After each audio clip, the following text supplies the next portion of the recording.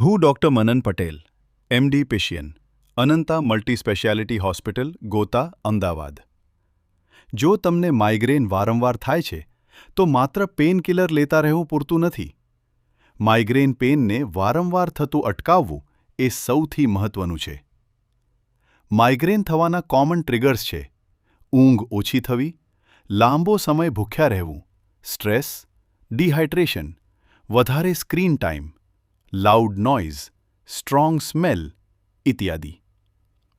Prevention માટે 6 સરળ tips યાદ રાખો. સ્લીપ રૂટીન ફિક્સ કરો. રોજ એક જ સમયે સૂવું અને ઉઠવું. ઓછામાં ઓછા 7 કલાક ઊંઘ લેવી.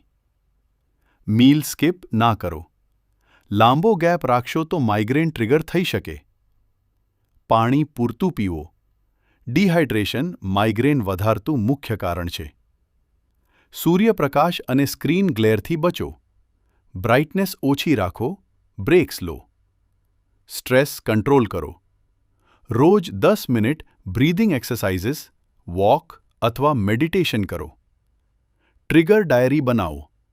કઈ વસ્તુથી માઇગ્રેન થાય છે એ જાણી લો, જેમ કે ભૂખ્યા રહેવાથી, ઓછી ઊંઘથી, તડકામાં જવાથી કે સ્ટ્રોંગ પરફ્યુમથી.